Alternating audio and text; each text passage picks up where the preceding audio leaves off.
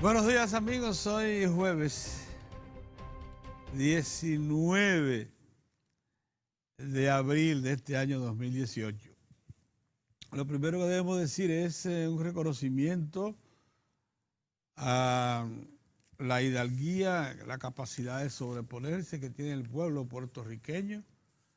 Nos mandó unas señales contundentes al abarrotar el estadio Irán Bithorn, un estadio con capacidad para 19,000 personas, y en ambas fechas, o sea, martes y miércoles, el estadio fue repleto por una cantidad impresionante de boricuas que disfrutaron y presenciaron la confrontación entre dos equipos de grandes ligas de que están con bastante capacidad de competencia en este momento, los Indios de Cleveland y los Mellizos de Minnesota. Estos eventos, como les digo, fueron asistidos masivamente. Las entradas llegaron a venderse hasta $180, entradas que se decía en Jeriquito, cuestan en un play normal de Cleveland o de Minnesota $14. Los puertorriqueños que están pasando por una de las experiencias más difíciles que han vivido pueblo alguno en esta zona del Caribe, porque fue afectada por dos ciclones que prácticamente echaron abajo toda su infraestructura productiva. Sin embargo, esta vez quisieron mandar una señal contundente de que no se dan por vencidos y de que la sociedad puertorriqueña tiene muchísimos deseos, valores con los cuales reponerse. Y esto de las grandes ligas hay que agradecer que confiaran la Major League Baseball en que Puerto Rico estaba en capacidad de recibir a estos equipos, a estas dos corporaciones, son corporaciones los equipos de grandes ligas, muy exigentes, con muchísimos recursos en juego, mucho dinero en juego, y sin embargo debieron sentirse ampliamente satisfechas por la manera como el pueblo puertorriqueño ha respaldado la confianza depositada en ellos por la Major League Baseball. Anoche el segundo de los partidos se extendió hasta más de 14 entradas. Dos dominicanos fueron los que pusieron fin a la cosa. Edwin Encarnación la sacó para ponerlo 1-0, pero entonces vino Sanó, el otro dominicano, y le empató con otro jonrón. Hasta que finalmente se vencieron los Mellizos 2-1 en extra inning hasta la madrugada precisamente. Así que los puertorriqueños gozaron hasta la madrugada la presencia del mejor béisbol del mundo en su territorio. Los puertorriqueños se la lucieron en el primero y segundo partido, que forman parte de las dos escuadras, se la lucieron. Lo hicieron muy bien.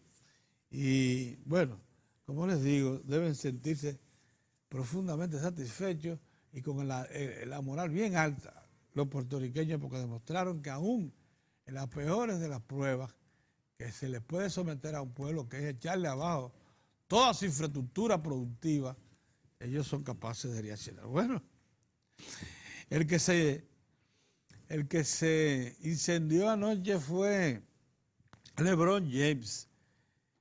Qué señor que es definitivamente la diferencia en cualquier momento cuando se lo decide y se lo propone este señor LeBron James en el baloncesto también superior de los Estados Unidos de América.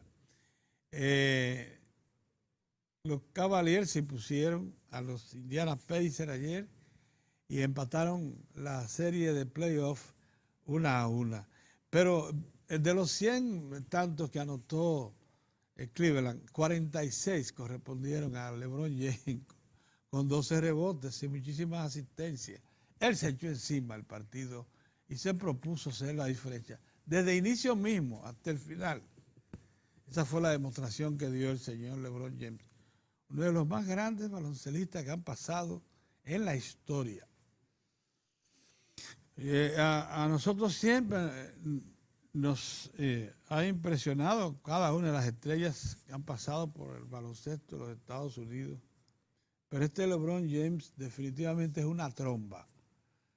Tiene la fortaleza física, tiene la determinación, la inteligencia, el buen juicio para en algún momento saber que le corresponde tomar el mando de la acción, y definitivamente es una estrella extraordinaria esta del señor James, sin duda alguna el baloncelista de más impacto de la presente generación. El de más impacto de la presente generación. Así es que lo de anoche fueron dos grandes platos servidos a los que nos gustan los deportes, y a los dominicanos les gusta mucho la actividad deportiva y les gusta mucho el béisbol y el baloncesto. Así es que ayer una noche de disfrute, la de anoche fue una noche de disfrute para todos los dominicanos. La que pudiera no ser de mucho disfrute es la situación referida a la crisis hipotecaria, a la crisis de la vivienda en la República Dominicana, que no solamente se dificulta por que se ha ido acumulando un déficit que ya llegó o sobrepasa el 1.000.000 de unidades habitacionales, sino también por la falta de calidad de la gente involucrada en el negocio de la construcción de vivienda. El fideicomiso, la figura que se logró introducir a la economía dominicana hace apenas unos años, fue en este siglo, hace unos 6 años, que por cierto fue muy difícil implementar porque crea una serie de rigurosidades que no fue muy fácil imponer al mercado, ya está siendo penetrada por la misma gente sin categoría, sin profesión, por habilidosos manipuladores que están haciendo del fideicomiso también un instrumento de manejo personal. El fideicomiso que se le supone es una garantía porque los dineros que se aprueban por esa vía, que tienen un trato especial, un trato impositivo especial, precisamente porque el fideicomiso regularmente maneja recursos que demandan, reclaman un uso transparente y eficiente para garantizar su devolución con los intereses que están previstos.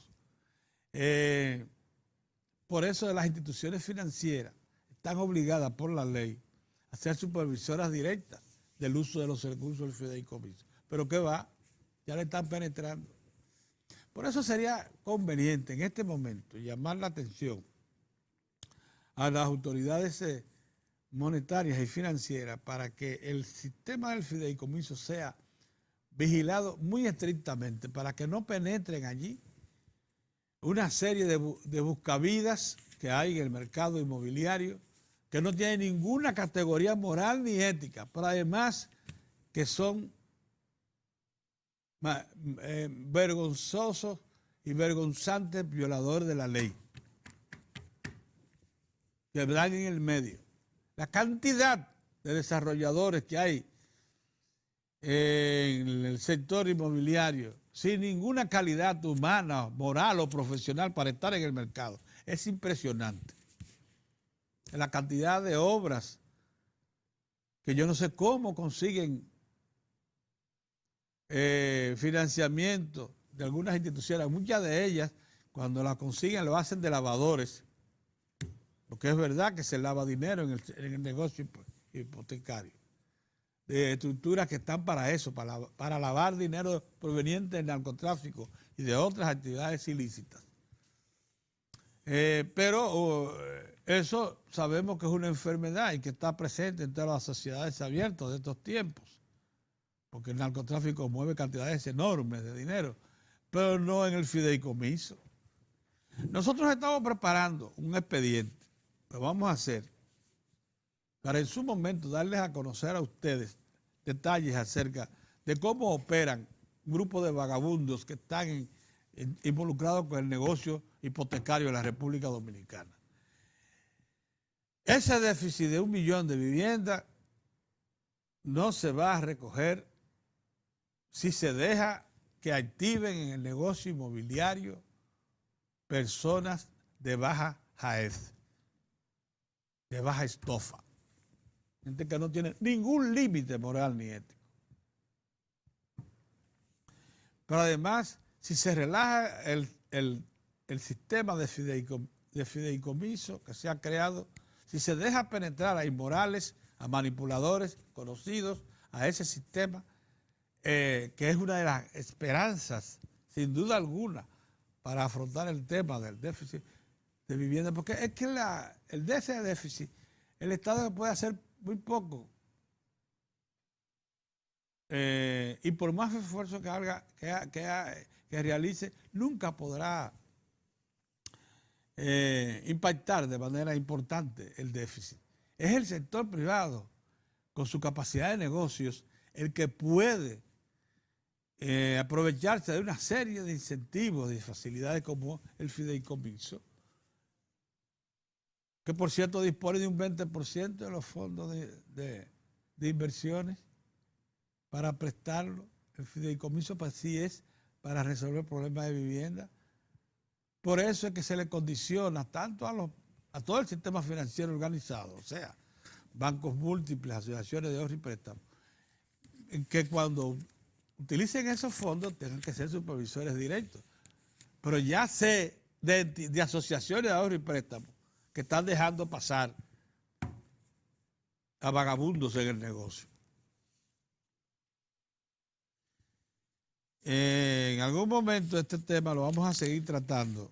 Vamos a esperar que pasen unos días, que terminemos por reunir información suficiente para señalarle a ustedes los riesgos que corremos todos los dominicanos cuando nos ponemos en manos de tipejos que no tienen la menor categoría para estar metido en un negocio tan serio como es la construcción de viviendas, pero además gente que engaña a pobres familias de clase media que andan buscando una habitación, un techo, y entonces ponen sus recursos en manos de estos verdaderos asaltantes de camino que andan en la calle. Bien, dicho esto, queríamos también precisar lo siguiente. La economía dominicana, usted podrá decir todo lo que quiera de la economía dominicana, pero es evidente que ha sido una de las más estables de América Latina y de mayor crecimiento. Los datos que se han aparecido en los últimos días, esa misma comparecencia que tuvo ayer el ministro de Hacienda en el Consejo Nacional de la Empresa Privada, donde precisamente intercambió información con los altos ejecutivos del Consejo Nacional de la Empresa Privada acerca del comportamiento de la economía, dan una clara notación de que ya una serie de resistencias que se habían cultivado, lo confesamos, en los niveles altos del empresariado, que no querían aceptar. Primero, que el modelo había cambiado, el modelo de desarrollo económico y social, que en un tiempo estuvo soportado esencialmente a la manufactura, que se protegió, que se insufló de todo tipo de beneficios del Estado, de sacrificios enormes por la ley 299, y que llegó a emplear mucho más del 40-50% de todo el empleo formal del país, que llegó a aportar al Producto Interno Bruto, el 36% del Producto Interno Bruto llegó a aportar la manufactura, pero que el país no podía seguir en una economía que se veía venir abierta, sustentado por un sector empresarial al cual se les cerró el mercado interno para que ellos fueran los únicos que tuvieran acceso. Por eso llegó un momento en que los productos bajaron de calidad y se encarecieron. Entonces, cuando se produjo la apertura y se cansó la ley 299 y se suplantó en 1990, primero por decreto, luego 2 años después por una ley que tuvo que esperar 2 años para ser formalizada. Entonces la economía comenzó a abrirse y el país no solamente tiene productos de calidad de todo tipo, sino que también tiene bajos precios. Y se ha incrementado la calidad notablemente de los productos nativos, con capacidad de competir con los extranjeros, gracias a la competencia. Que eso implicó un sacrificio porque una parte del empresariado, el ineficiente, tuvo que salir de circulación. Que ya la participación de la manufactura no es de un 36% del Producto Interno Bruto, sino la mitad. Bueno, pero también se le dio paso a las zonas francas, también se le dio paso al sector financiero, de comunicaciones, se le dio paso al sector turismo y otros muchos más servicios. Se le dio la agropecuaria, que en algún momento sufrió mucho porque parecía que toda la atención estaba dada para el sector manufacturero, al punto, acuérdense, aquí se creó un impuesto de un 36% a las exportaciones tradicionales, precisamente para que fueran estas las que sustentaran esencialmente los recursos públicos y mantener los privilegios que se le daban a la manufactura. Se nos olvidó eso. Que hubo un impuesto de un 36% a las exportaciones del sector privado, azúcar, café, cacao, tabaco, al tiempo que se mantenían los privilegios de la ley 299 al sector manufacturero.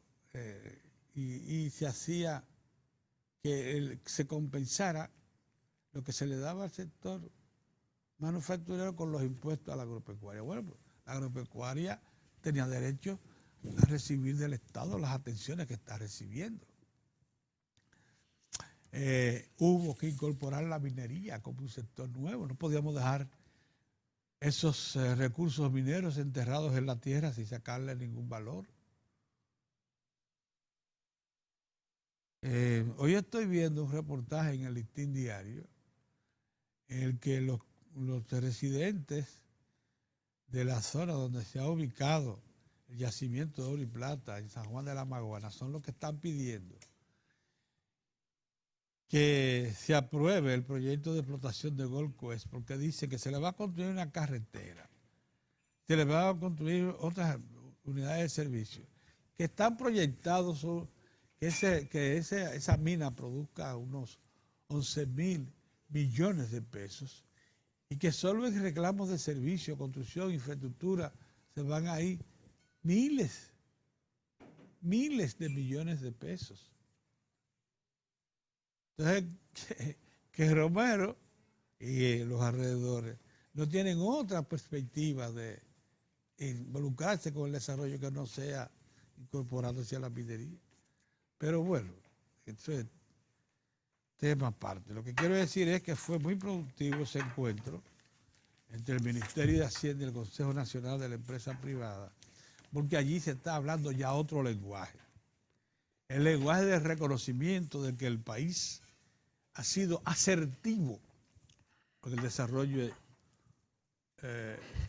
de su economía y de cada uno de los componentes básicos del modelo económico y social. Que hay que introducirle correctivos, pero eso siempre ha sido necesario, sí, ha estado presente, lo saben las autoridades. Que ha habido probablemente dilación en la adopción de esos correctivos, bueno, eso sí, eso incluso está identificado también. vamos a adoptar los correctivos que sean necesarios y vamos a actualizar. Como ayer corrigió, evidentemente, su planteamiento inicial el vicepresidente de Finjus y habló de actualizar las leyes que crean y regulan a la Contraloría General de la República, a contrataciones públicas y todas las entidades reguladoras del Estado. Porque no es como él dijo, que no operaban o que no servían para nada, no.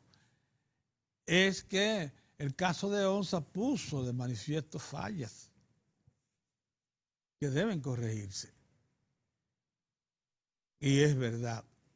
Entonces ya estamos hablando de otra cosa.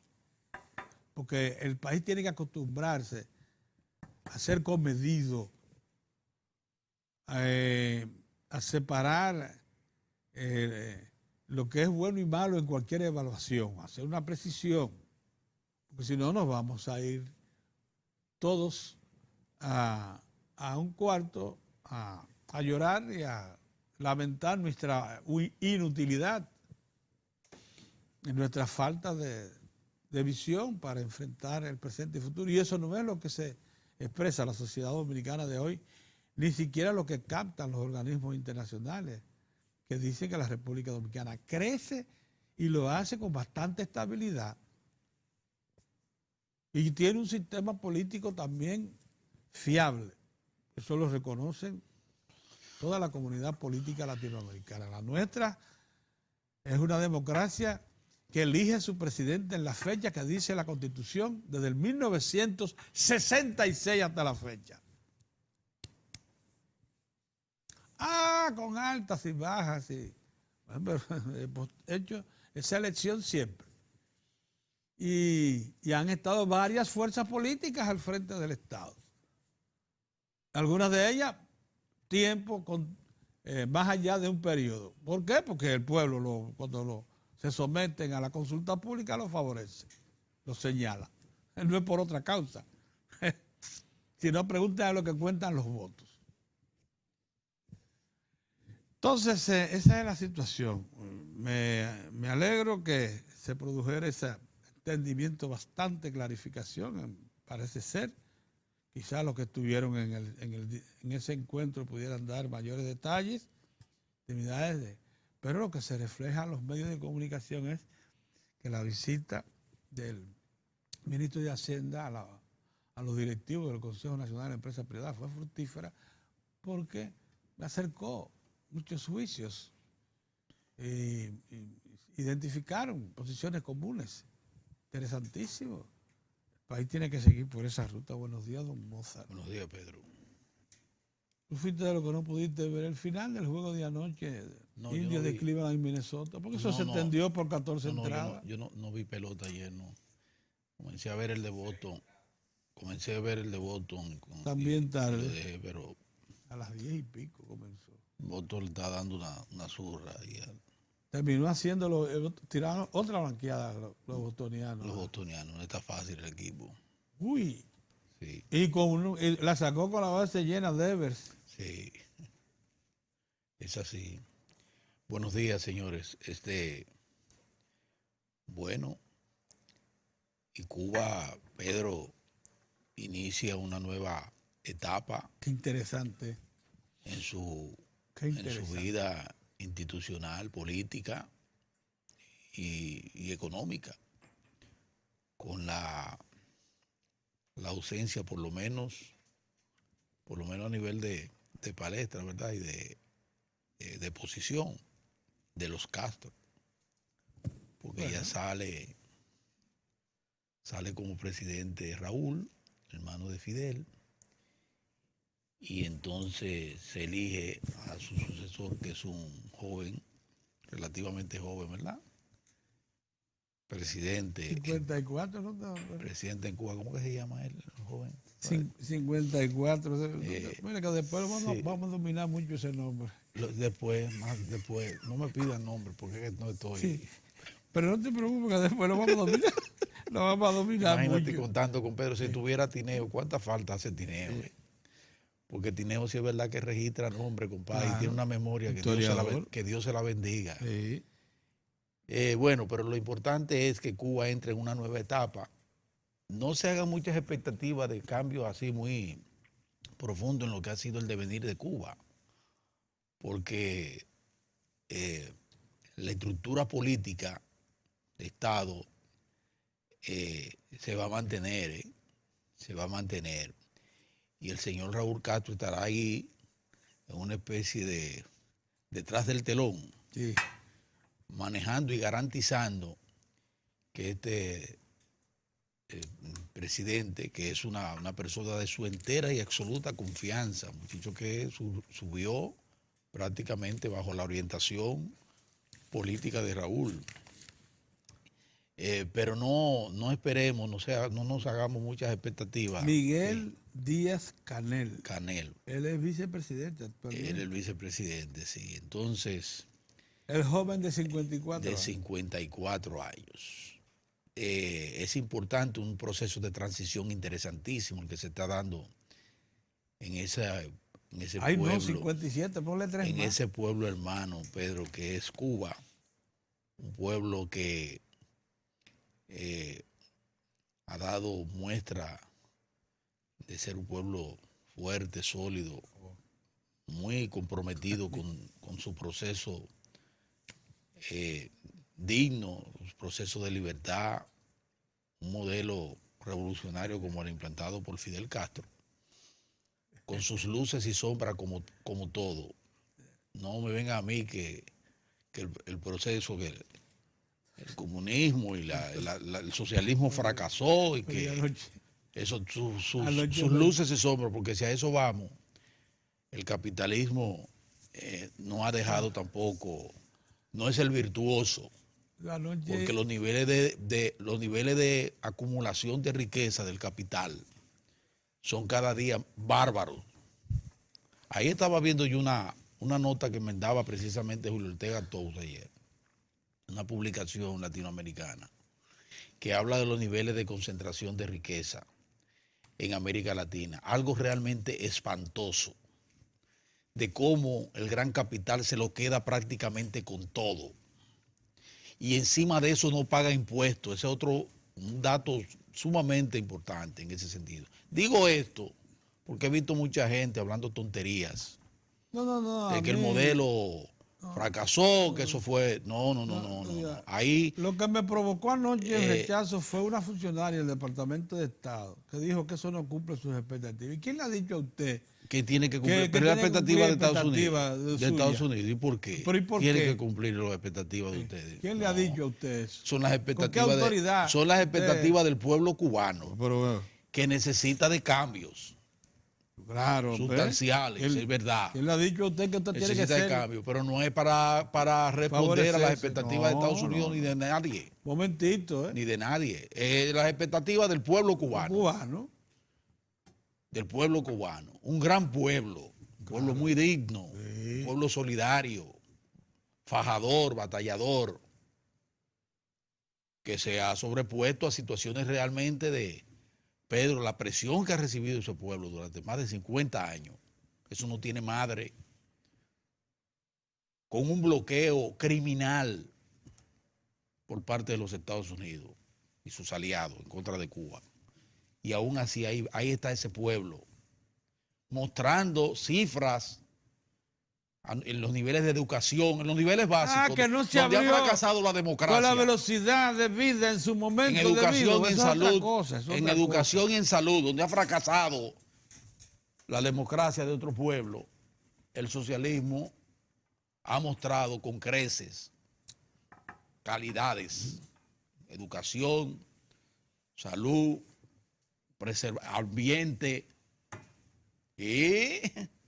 porque como decimos una cosa, decimos la otra. Pero es un proceso que tiene que responder también al mundo. No se abrió con la velocidad que lo hizo Vietnam. Bueno, no. Echó adelante. No, porque no. Una sociedad casi industrializada ya Vietnam. Sí. Lo único que el fuego cruzado contra Cuba no era una cosita.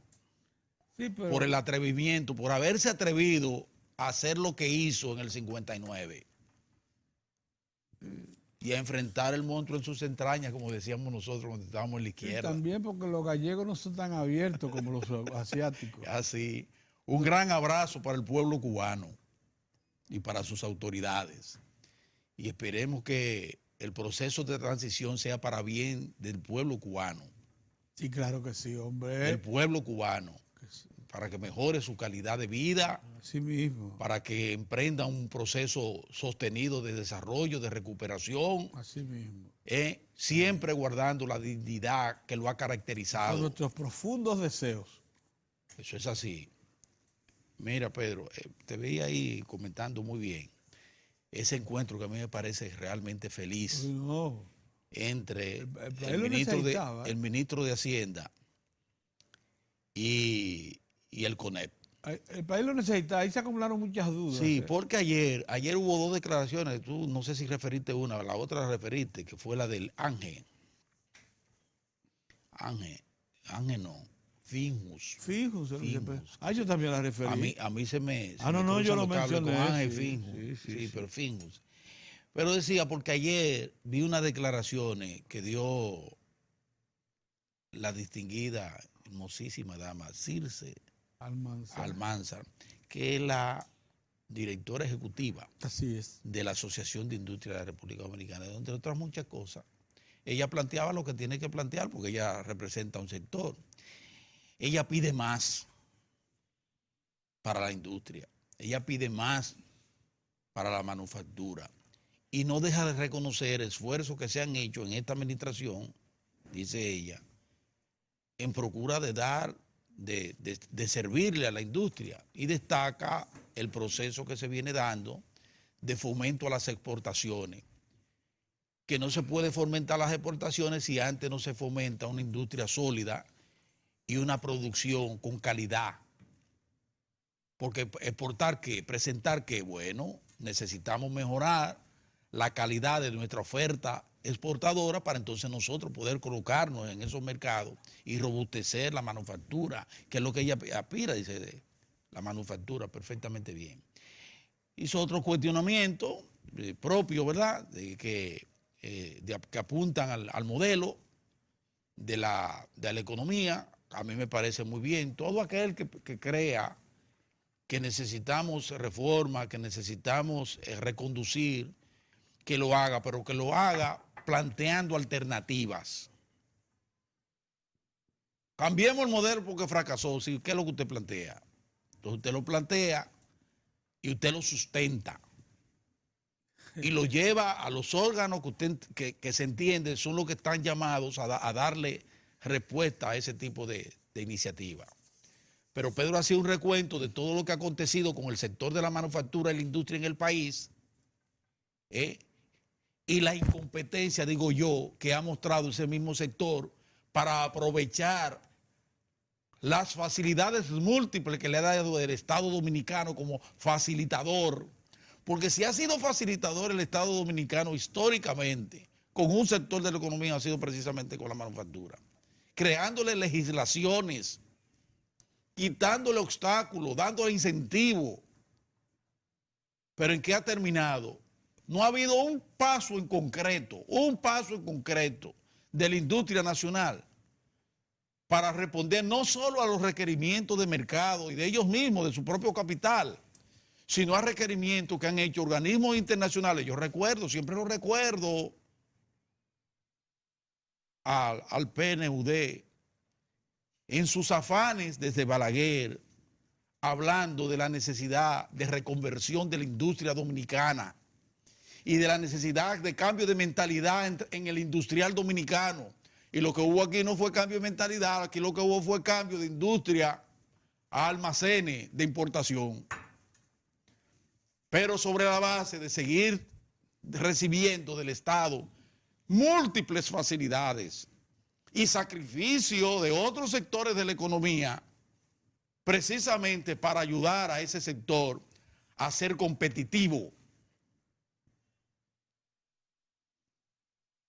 Entonces yo creo que hay que recoger el histórico, Circe, completamente y colocarlo. porque necesitamos incluso de más esfuerzo, más empeño de las autoridades, es verdad, pero necesitamos también niveles de respuesta que no hemos recibido de ese sector productivo y de otros que se han agachado y no han dado el paso, no han respondido como se requiere. Y nosotros tenemos ahí exenciones fiscales, por ejemplo.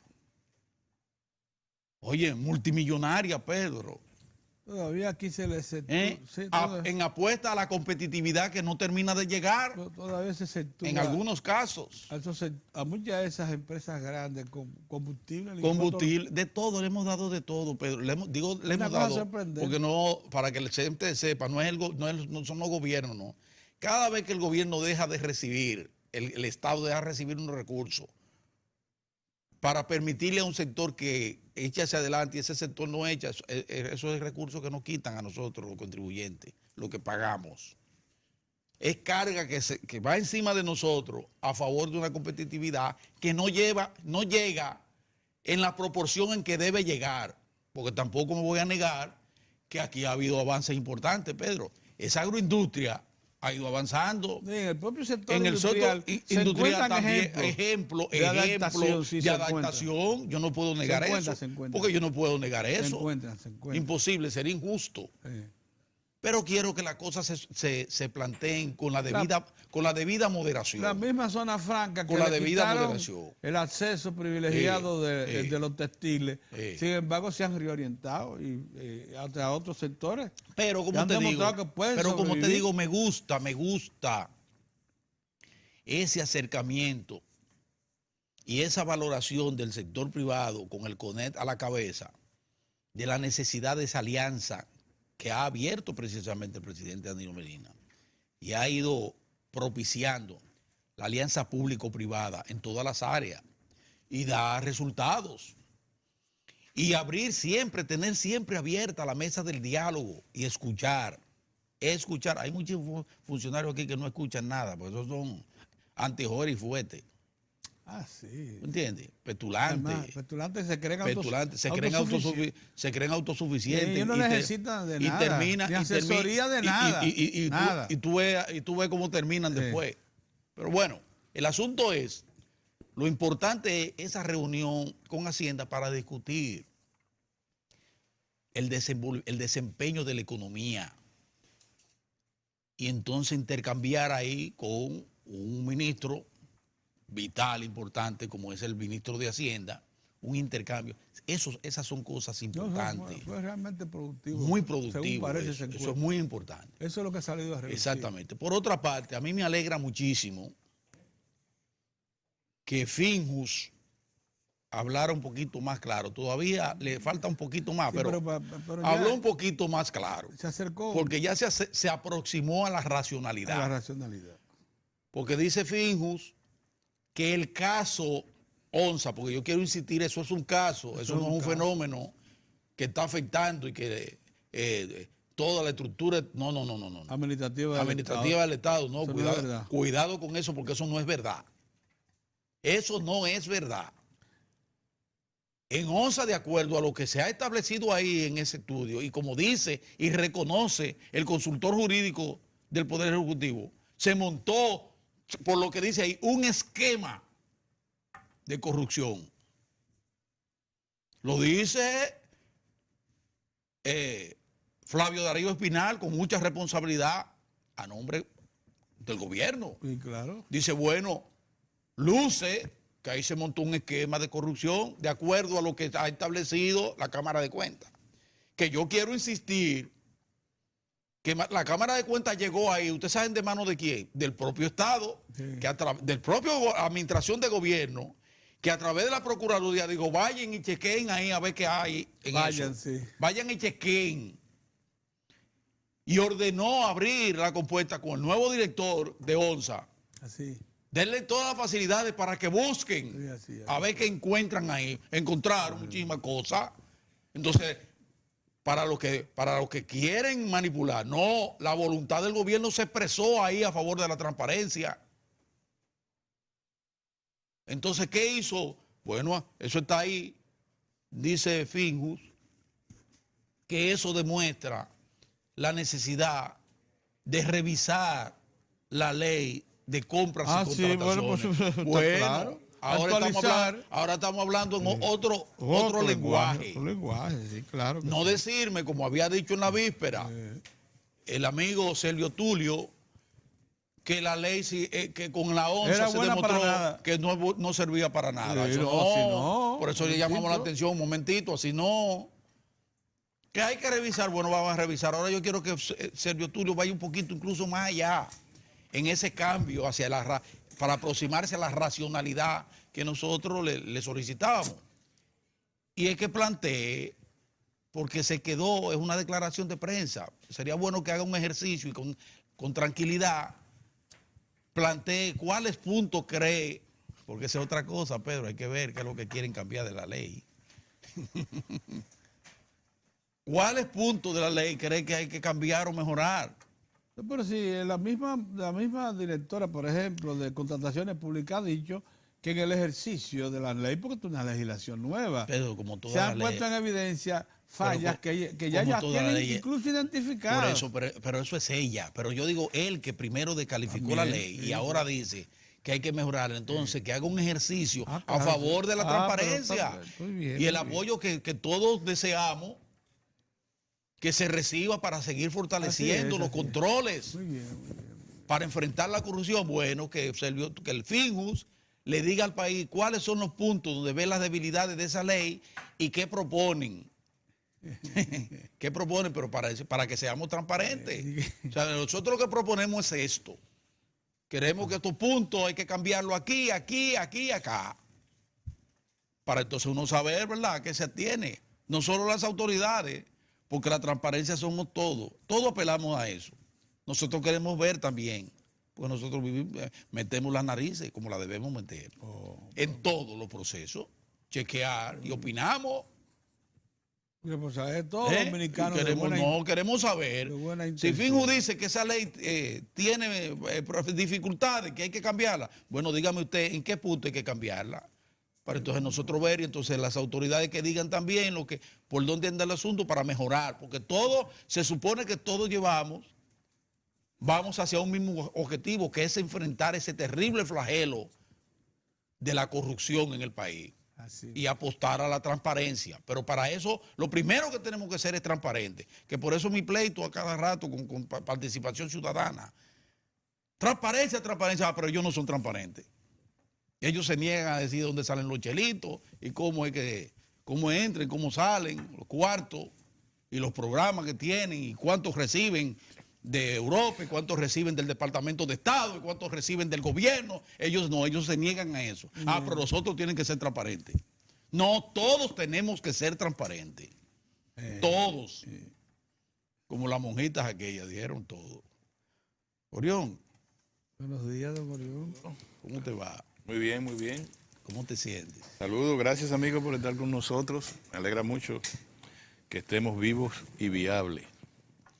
Miren, yo conversé ayer con un amigo que está vinculado a la promoción del proyecto de primarias abiertas y me dijo que faltan 9 votos. ¿Y no eran 25? Que a ellos les faltan 9 votos. 9 votos en el caso de que la presencia de los legisladores sea total. En la medida en que se ausentan legisladores, pues se reduce el porcentaje. Tendremos primarias. Yo pensé que no iba a pasar en la Cámara de Diputados, pero me da la impresión de que sí. Pedrito, por tanto, yo le pido... Yo te dije a ti que, ¿verdad? Eso pasa. Yo lo veo como que va a pasar, es la impresión que me da. Y quien va a aprobar esa ley es Hipólito Mejía.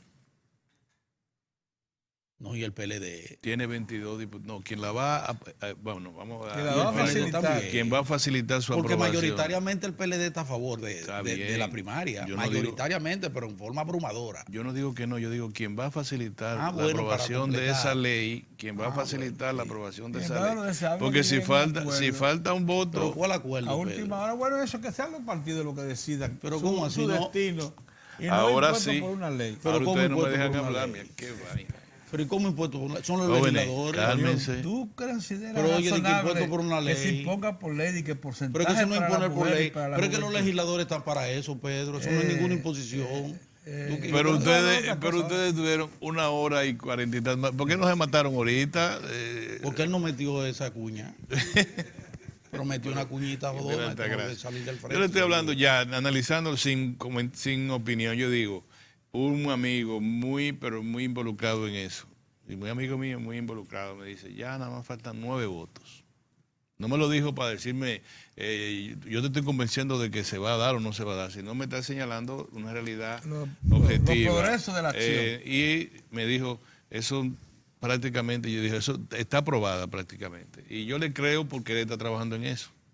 Ya, yo le creo ahora, por eso yo digo, los jueces del Tribunal Constitucional que se vayan preparando, leyendo literatura respecto a ese tema y ver qué van a hacer, porque va a ir al Tribunal Constitucional. No veo yo que se va a rechazar ahí.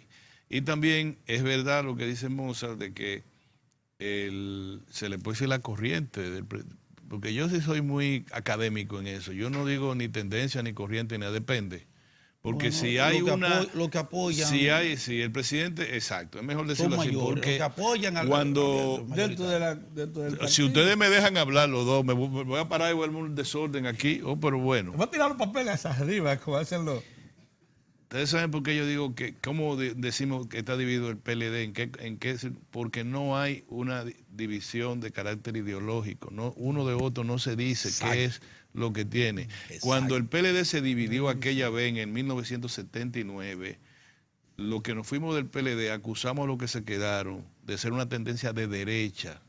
Amplada, que si yo, cuando nos fuimos del PRD, acusamos a Peña Gómez, y fue por el último párrafo de un artículo de Peña Gómez en la revista política del PRD, que decía más o menos eso. Después que le había señalado su viaje por Washington, cómo lo trataron en una invitación que le hizo el Departamento de Estado. Los liberales de Washington. Sí, él dijo, desde entonces comprendí que los liberales de Washington son mejores aliados de la Revolución Dominicana que Fidel Castro o Mao Zedong.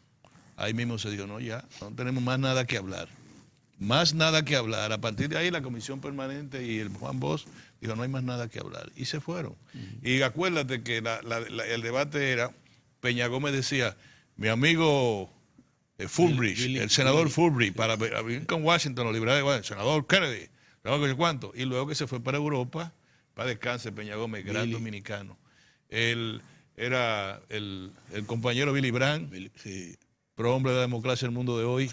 Sí. El compañero Benito Craxi.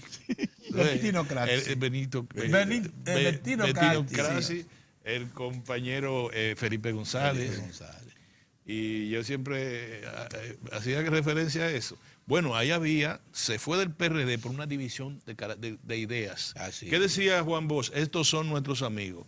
Juan Bosch aparecía con Ban Pandan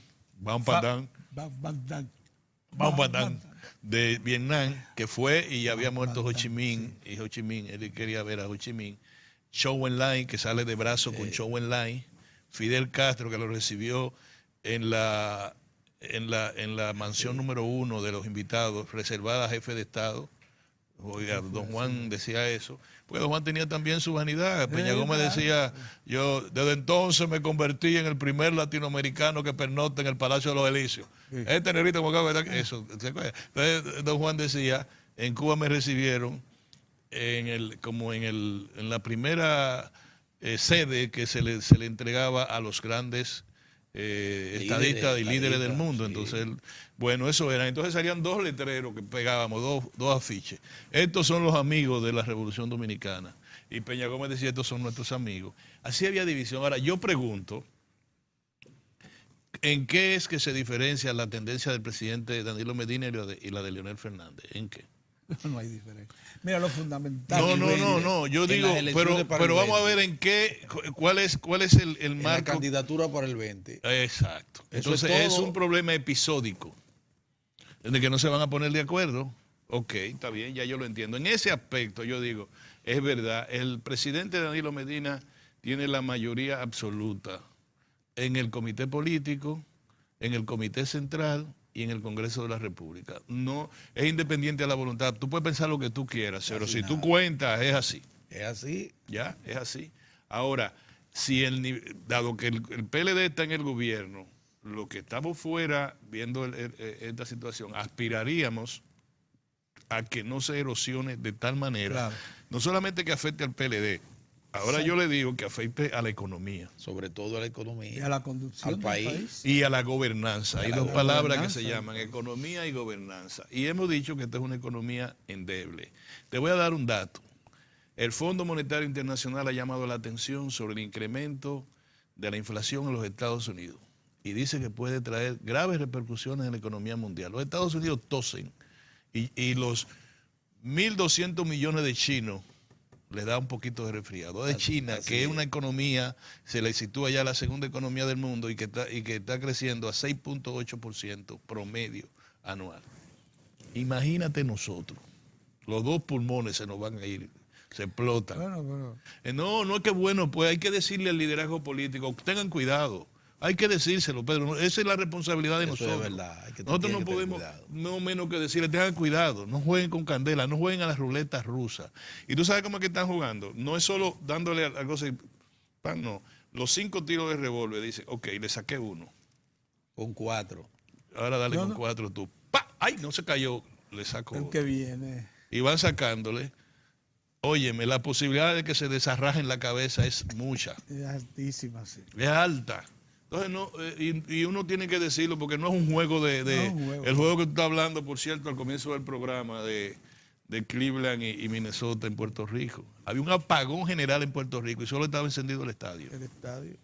Hay que celebrar eso. Y yo Sí, realmente los resalté puertorriqueños. la demostración de fuerza, de voluntad de los puertorriqueños. No tiene más. Es Y extraordinario. ahí había, Extraordinario. el estadio coge 18.000 personas, y había Había 19.500. Sí, así es. 1.500 personas más por encima de Un donde pueblo está que le el gusta cosa. su No, Y hay una- que tiene voluntad de reponerse de la No, dificultad. eso sí es verdad. Sí. Y tú ves aquí la migración de puertorriqueños es mínima. Es mínima. Y la crisis de Puerto Rico es grave, Pedro. Gravísima.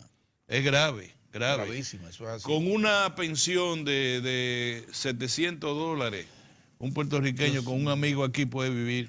Mientras tanto, en Puerto Rico no va a vivir. Sin embargo, tratan de avanzar. A propósito, para no desviar el tema que le estoy diciendo, le señalo que sí se va a producir eso. Y te digo que quien lo va a aportar los votos, a mi modo de ver, el presidente Hipólito Mejía no ha dicho nada de esto. Tiene 22 votos de seguidores de verdad, que el presidente Hipólito Mejía es un líder, no es Y un bien que le dirigente. está yendo a Hipólito políticamente. El otro bando del PRM, con todo el respeto, todavía tiene la categoría de dirigente, no de líder. Líder es el que dice, Exacto. ¿tú sabes cómo es que le dicen? ¿Tú sabes el cuento ese de entre Fidel en su tiempo con el Mao Zedong? El Mao Zedong dijo, ¿tú sabes que Fidel lo que es un líder? Observa. Sargento, saque la pistola suya, sí, sáquela. Rastríllela. Póngasela en la cabeza. Dispare, ¡pam! Ese es un líder. Dice Fidel. No hay problema cuando Mao Zedong va como dice, ¿tú quieres ver que aquí también yo soy líder? Observa esto. Sargento, saque la pistola. Yep. Rastríllela. Póngase en la cabeza. Dispare. ¿Qué pasó, Fidel? ¿Te va a dejar puñito chino este? Está loco. Entonces, esa es. Pero ven acá. Ven acá, Fidel. Tigueraje cubano. Entonces, esa es la Tigueraje diferencia. latino, porque nosotros también somos hijos. Entonces, Oye, pero ven acá. esa es la diferencia del liderazgo y el ser dirigente, el ser dirigente. Hipólito Mejía es un líder, no a los niveles que yo le estaba señalando, mofándome ahora, pero sí esos 22 diputados dicen lo que Hipólito quiera. Faltan 9, van a faltar 5, van a faltar 6. No va a crearse, a mi modo de ver, el ruido del hombre del maletín. No, hombre, no. No parece eso. Yo sí creo, y quisiera, esto me trae mucho a la reflexión. ¿Tú sabes por qué Danilo tiene la mayoría frente a un Leonel Fernández, que es una lumbrera ya latinoamericana? Sí. Es el trabajo. Sí, el Yo trabajo. quisiera decirlo y ojalá que nadie me entienda mal. Ay, porque ten yo hago un cuidado, esfuerzo. mío, porque te echan los No, perros. no, ¿tú sabes por qué es el trabajo? Hay que, si tú quieres enamorar a una muchacha, tú tienes que ir varias veces a su Es casa. así. Y estar en el entorno, estar en la esquina, Bueno, así era que hacíamos en San Carlos. Si no podía hablar con ella porque el papá dijo que te iba a dar un batazo, tú te parabas en la esquina, le iba conquistando el paso. Y los tipos más aguerridos se la llevaban. Tú sabes lo que llevó eso una muchacha, ¿verdad? Ay, ay, ay. Sí, Esa era con esa todo era lo que eso tarea implicaba. difícil. Los más aguerridos se la llevaban a riesgo de lo que sea. De Si lo el que papá, sea. y el papá con un puñal buscando Sí, al tipo. buscando al tipo, sí. Eso era difícil. Bueno, es el trabajo en la base del partido. Yo entiendo el liderazgo. El liderazgo del presidente Fernández es un liderazgo muy sui generis. No es el liderazgo de que él está hablando constantemente con los militantes. Es un liderazgo más comunicacional, No es un liderazgo de cercanía. más académico, Exacto. ¿verdad? Es un liderazgo más dirigido hacia los estamentos que tienen certidumbre en la sociedad. Es decir, clase media. Es un liderazgo de clase media. No, y con carisma. En el año 2000. Y con carisma, Orión. No, Carismático. liderazgo. Ah, bueno. Porque No es que un dirigente, liderazgo. sí, Es un liderazgo que carismático. encanta a las masas. Encantador, exacto. Encantador. Sí. Peña Gómez, ¿hacia dónde se dirigía su liderazgo? Hacia los segmentos de la baja pequeña burguesía hasta todos los marginados. Sí. Era un Peña Gómez, Un tribuno. un tribuno, Peña Gómez bailaba. Sí. Yo lo que resalto es que Eh, pocas instituciones políticas del continente pueden darse el lujo de concentrar en una misma organización esos dos tipos. Sí, eso es verdad. Dos tipos de Sí. liderazgo Pero que estén ahí y que sean los responsables de que si en conducir vez un de país. rechazarse tuvieran algún nivel de convergencia, ¿Qué lo tienen? este país tuviera garantizado un crecimiento y un desarrollo importante, porque Danilo complementa a Leonel y Leonel complementa a Danilo. Así es. Así es. El liderazgo de cada uno Así de es. ellos. Cierto. Entonces, lo que te Eso decía, sí es cierto. mira, Indiscutible. cuando Danilo perdió las elecciones en el año 2000, avasallado por Hipólito, todo el mundo, Hipólito era el que estaba de moda, incluso le pusieron una cosa, el rostro del triunfo, y Hipólito se reció. ¿No te acuerdas? No, Cuando además, la gente va a ganar... Además la muerte de Peña Gómez, que era una deuda que Sí, pero yo te quiero decir que él estaba para ganar. Estaba para ganar. Como quizás 15 días después. Y Balaguer replegado. Quizás 15 días después. Un amigo me lleva a la oficina de Danilo Medina, ahí donde está Elidosa. Yo me estoy imaginando ver al tipo que no iba a ver a nadie a decirle, Danilo. A Danilo le dicen Danilo. Danilo, sí. Danilo, muy bien, tú sabes. Oh, Orión, ¿cómo estás? ¿Cómo tú estás, Danilo? No hay problema, tú sabes. Tira para adelante. Encontré la oficina repleta. Tuve que esperar como 2 horas para tener un turno para conversar con él. Estamos hablando del derrotado que ya está trabajando con él. Y están los dirigentes de todas partes y señor. no está disperso. Sí, Cuando Juan Bosch perdió las elecciones en el 1966, o mejor dicho, cuando impusieron a Balaguer en el 66, Juan Bosch se fue para Europa y retornó 4 años después, en el 70. Escribió, claro, fue a escribir, tenía ya su pensamiento, a ordenar su pensamiento, un tipo de liderazgo de esa naturaleza. Danilo, al otro día estaba en la oficina, recibiendo dirigentes, dando instrucciones. El resultado de lo que yo veo ahora es ese. Es un fajador. Porque el PLD, lo he explicado muchas veces, el PLD es un partido que nació en la clase media, pero que lo asaltó la pequeña burguesía. El PLD nació en Ciudad Nueva, en Gascue y en la universidad. ¿Dónde tú estabas cuando eso? Es así, os miento. Pero había un cordón que era Cristo Rey, Capotillo, Simón Bolívar, donde tú naciste, ¿cómo se llama eso, Mozart? En La Cañita. Pero tiene un nombre, es Sánchez Payá. Sánchez Payá. Con toda la cañita, Gualey. Los guandules. Yo nací en La Fuente y me los guandules. La Fuente. Oye, ese cordón tenía en el tiempo del PLD, cada uno de esos tenía un comité intermedio. Ahora que hay centenares de comités intermedios, en ese tiempo, de gente pequeño burgueses, digamos un poco preparado en orden político, pero con el problema de la incertidumbre familiar y económica. Y ese es el comité central del PLD, para que lo sepas. Sí. Te pongo eso, pero te lo puedo llegar a los kilómetros. Te puedo hablar de Villa Agrícola, El Salvador Allende, te puedo hablar de Villa Consuelo, que fue un comité intermedio bastante fuerte, donde salieron líderes importantes del PLD. Todo ese liderazgo del PLD es de ahí, no es de Ciudad Nueva.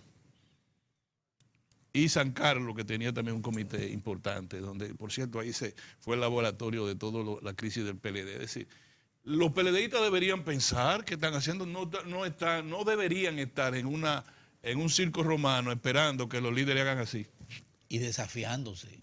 O así. Ah, sí, un león se va a comer a uno, el otro. Entonces, ¿cuál es el cristiano que se va? No, deberían estar pensando que ese partido tiene que completar la tarea emprendida por Juan Pablo Duarte. Y yo le voy a decir una cosa.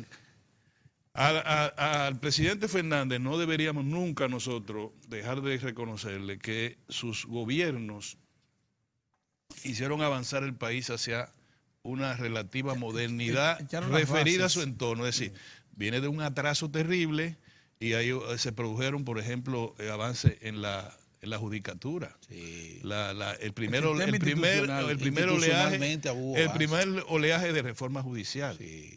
Hasta terminar en una nueva constitución que dicen que es de última generación. Y modernización del Estado. Y judicialización del Estado y muchas cosas. Bien. Y además, muy pericia para salir de la gran crisis del 2008. Así pericia, es. Correcto. No le negamos. ¿Tú le puedes negar eso? No, jamás. Ese es el PLD que hizo eso, y con el presidente Fernández. Ahora, el presidente Danilo Medina, eso que hablan de revolución de la educación, es verdad. Sí, claro. Lo van a reconocer 12 años después, 15 años después. Cuando se vea el fruto de todo eso. Cuando se vea el fruto de eso. La redistribución del ingreso como voluntad política del presidente y del Estado es ahora. Acuérdate que durante muchos años se decía, crece la economía. Es ahora cuando se siente. Crece la economía, pero no hay rebrote. Te voy a decir por qué. Porque es más que la voluntad, es la acción concreta la que te produce efectos de política. La voluntad te produce más que la voluntad, la acción concreta. Está bien, pero tú no haces una acción si tú no estás. Disponibilidad del crédito para los pequeños y medianos.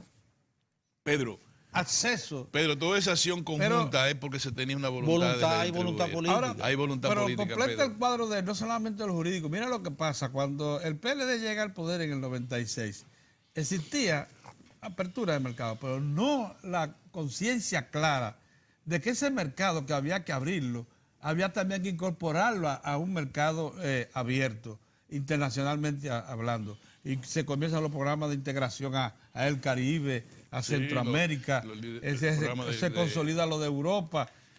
Si esos liderazgos confluyeran, se le da paso a la minería, se le da paso. Si esos liderazgos confluyeran, el país tuviera un rostro de mayor certidumbre. No, yo no digo que sean, yo no digo, pero espérate, Pedro, ahora mismo estamos en un tema que nosotros tres deberíamos siempre hacer lo que estamos haciendo. Es decir, nosotros deberíamos pedir, es como cuando en el barrio de nosotros dos muchachos peleaban. Los hermanos nos decían, sigue peleando. ¿No te acuerdas? ¿Cómo que te dio? Espérate, llámalo, quítate la camisa, acuérdate, agárralo por la cintura y túmbalo, porque es más fuerte que tú. Lo único que te decían, y tú con miedo a pelear otra vez en la breve esquina de Miel del Castillo, con Jandio, cuando por eso un vejez, no importa, agárralo por ahí y túmbalo. A veces parece que el tipo lo veía primero y a quien tumbaban era uno. Y entonces, eso no puede ser ahora. Ahora nosotros no podemos incitar a que la crisis del PLD llegue a unos niveles, como tú lo has dicho, que vulnere gobernanza y la economía. Entonces, yo no sé cómo, porque si nosotros estuviéramos ahí, estuviéramos haciendo un planteamiento. Ese tema de la primaria no va a crear ninguna crisis. Pues no tiene por qué crear ninguna crisis, lo verán. Pase la que pase. Yo no creo, yo te voy a decir una cosa, yo no creo que el presidente, como han dicho muchos, que el presidente Fernández diga, yo voy como quiera, yo voy por el partido. No, eso no es verdad. Pero tampoco yo creo que el presidente Danilo Medina va a decir, es lo que yo digo que entre mal. No, eso no es verdad. Yo lo que creo que hay una relación de una inmensa mayoría. O sea, dos liderazgos políticos se van a expresar la mayoría. La mayoría se está expresando. A esos grados de deterioro. La mayoría se está expresando. Yo lo que si la creo mayoría es se expresó, pues ya, punto. Que una mayoría fíjate que la minoría lo que está advirtiendo es que se está violando la Constitución. Yo lo que he dicho es, vayan a la Constitución, pero tú sabes cómo dicen los abogados, yo se lo he dicho a ustedes, vía electa, elija vía. Si tú escogiste el Tribunal Constitucional tú lo escogiste. Dices, no, vámonos para el Tribunal Constitucional. Cuando el Tribunal Constitucional diga lo que tenga que decir, Ya. cualquiera que sea, no diga después que no, ya. Ya, Si yo le quiero decir al PLD, si escogieron al Tribunal Constitucional, porque yo doy por un hecho de que se va a aprobar ahora, si escogieron al Tribunal Constitucional, lo único que yo quiero es que dejen que el Tribunal Constitucional se exprese, haga su trabajo. la Constitución dice lo que dice el Tribunal Constitucional que dice. Así es. Sí. Si tú crees que el Tribunal Constitucional puede ser permeado, que se va, no lo escoja. Entonces no lo escoja. Vía electa. Sí. Escogiste vía, tiene que Como se reconocer cogió el Senado, la decisión se de esa cogió el vía. Congreso se está expresando. Sí, es decir, pero yo quisiera también llamar la atención. Fíjate que por una razón de que cuando tú tienes una discusión de otra naturaleza, tú no te aprovechas, a menos que no te vuelvan a dar. Tú no te aprovechas de nada. Incluso nosotros hemos sido muy corteses con la persona que nos ofendió. Sí. Nosotros no, porque no es nada personal. No, eso no tiene nada que ver. Así es. Hay una cosa, hubo un juicio de valor afrentoso e infamante, eso sí. Eso sí. Y ese juicio de valor afrentoso e infamante nos aleja para siempre. Eso sí. Eso no es ahí político. no hay posibilidad de a menos que aproximación. no haya una ¿cómo le llama eso? Mea Un mea culpa. culpa, una cosa, pero no hay posibilidad. No, porque no es conmigo, es por mis hijos, es por mi familia. Yo tengo que ser garante y guardián de mi familia. Los valores entran por mí, a mi familia. Si yo soy el referente de mi familia y dicen que yo soy un delincuente, no, yo no lo acepto. Y por eso yo comprendo, bueno, voy a dejarlo ahí. Lo que quiero decir es que en un momento como este, los perros no son un elemento de que se pueda poner de referencia. Mira que yo puse en un artículo mío, creo que el último, un perro como referencia, pero diciendo que no podemos hacer como el perro que trata de morder la cola y vive dando vueltas tratando de morderse la cola. Pero es muy diferente a tú decir que tus perros son más comprensivos que el Congreso de la República. Hay exceso, sin duda alguna, en esa expresión. Y además hay desconsideración. Vamos a dejar eso de ese tamaño y vámonos para... Pero ve acá, ahora tú tienes miedo. No, tú tienes miedo. No, yo no Pues yo tengo acabo miedo. de decir que con todo respeto, sí, ahora sí. No, Pero no es miedo, yo no estoy... Tú sabes que eso no existe. Vamos a hacer una... Eso Sí, no vamos a hacer un existe cambio, en pero mí. reconoce que el Señor está huyendo al tema. No, ¿y por qué voy a estar... Pero claro que sí. Está en eso. Va a haber un cambio. Eso sí, no ya. se conoce en mí.